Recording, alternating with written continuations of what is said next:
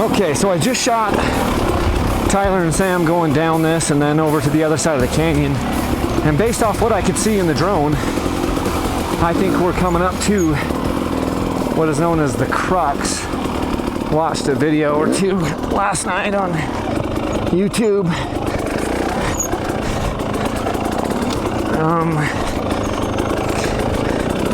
And that's what it looked like to me. Is that we're gonna get down here and it'll be the crux. Which will be cool.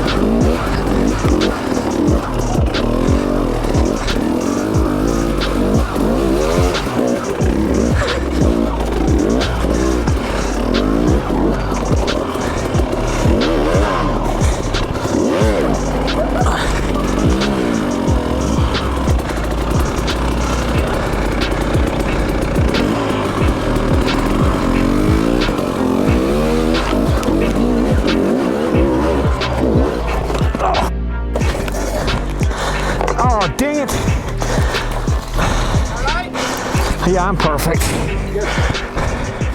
You took the exact line. So I came up this, and right when my front tire hit that spot, I said, that's too steep for how fast I'm going. And so I took that. And I couldn't get enough momentum. I got stuck here, and I had to go the bell out as well. But you took that same line you took right next to the tree was the same line Tyler and I took. So we were wondering what line you would pick. I was worried about that same thing because I'm like, okay, if I get a blip, I can do that. I think you can too. You had it just. It's just hard because it's this little sandy section right there.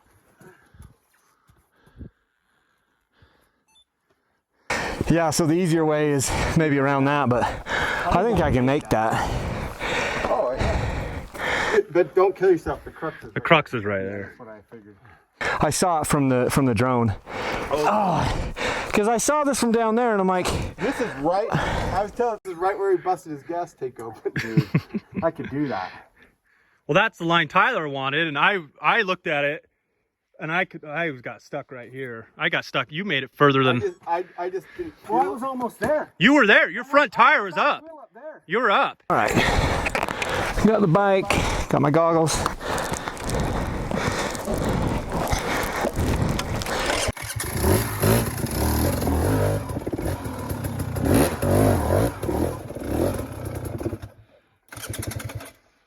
This is where electric starts. A world of difference. You had to kick your bike every time.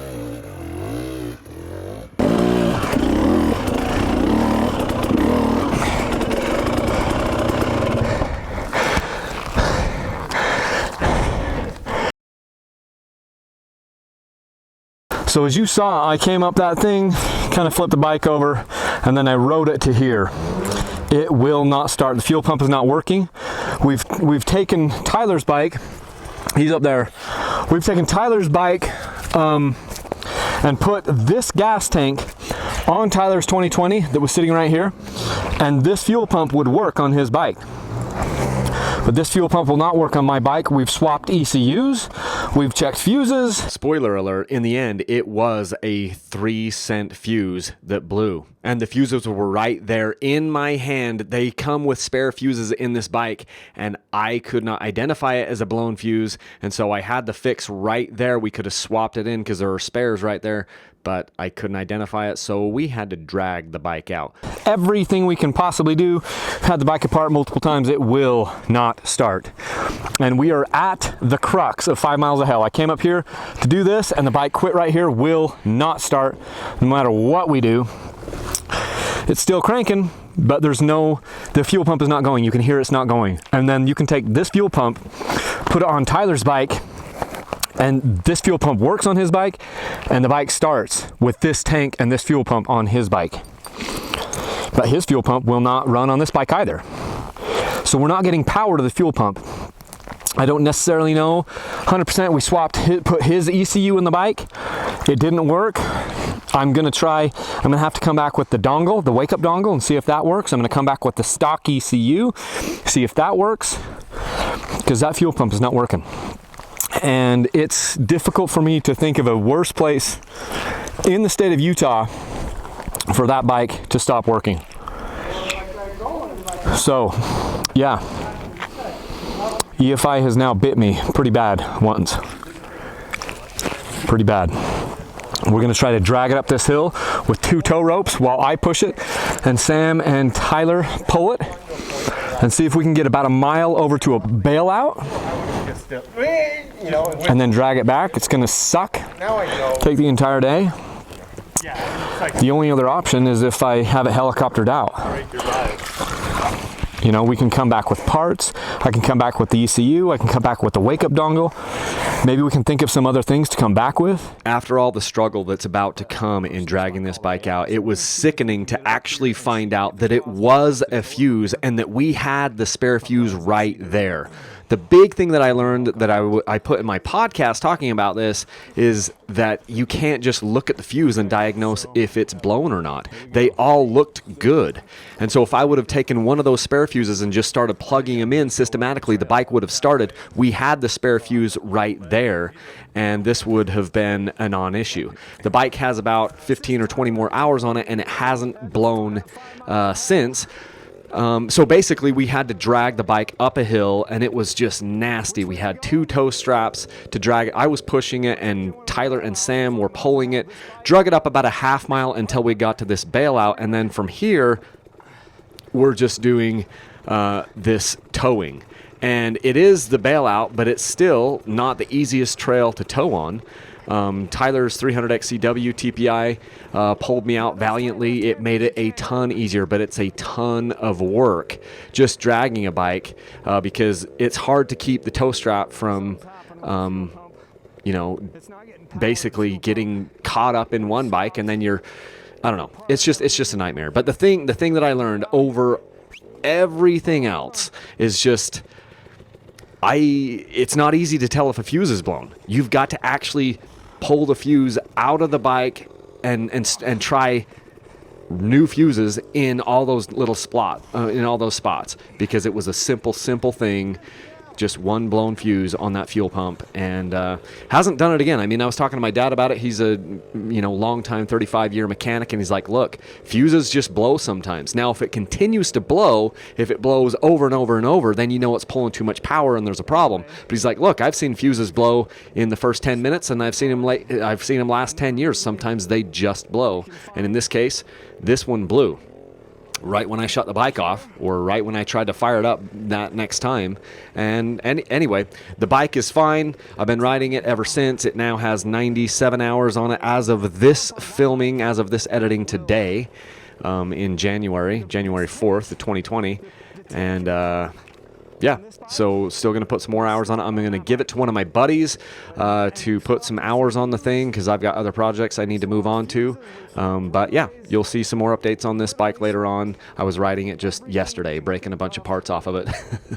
So hope you guys enjoyed that. I've got to come back and actually do the rest of the 5 miles of hell because I got to the crux, which I think is probably the nastiest obstacle on the entire thing, and I didn't get to do it because my bike was broken right there. So yes, I have been bitten by the EFI problem gods one time.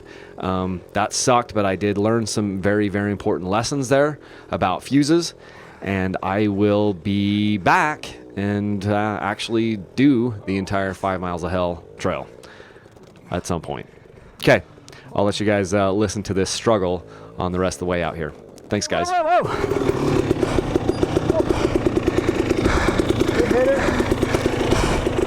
Okay.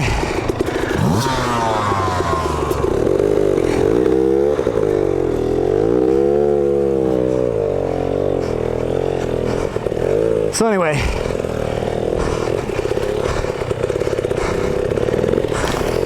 I wish I had the wake-up dongle. If I had the wake-up dongle, I could check that. But I mean, even ECUs, we swapped ECUs. I don't 100% know, because that ECU is a 2020. This is a 2019. It plugged in.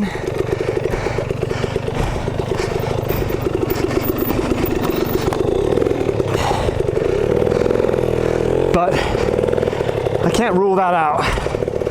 But we pulled out every relay in this bike, swapped it with relays off his bike, still couldn't get the fuel pump to work. So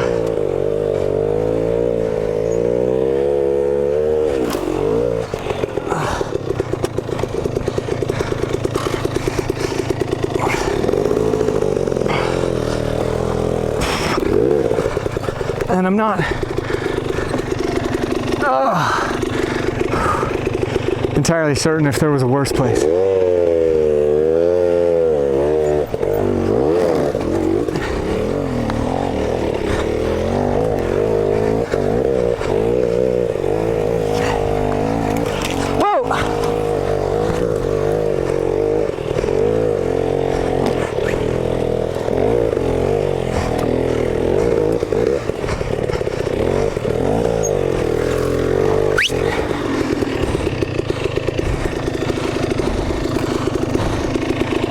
Well, this is not fun, guys.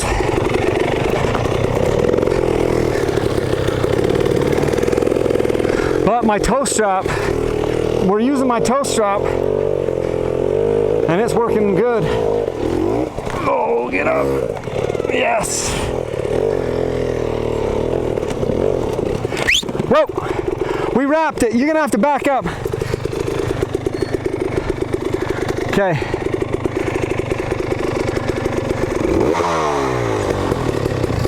Yeah, that toe strap, I'm selling that toe strap for $12 on my site.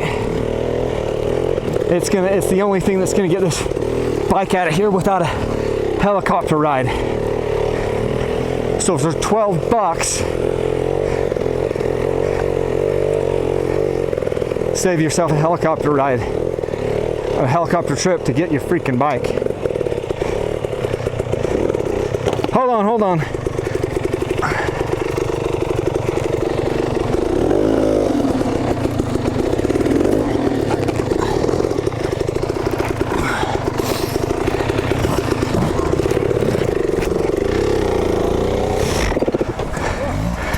It's the first time he killed it.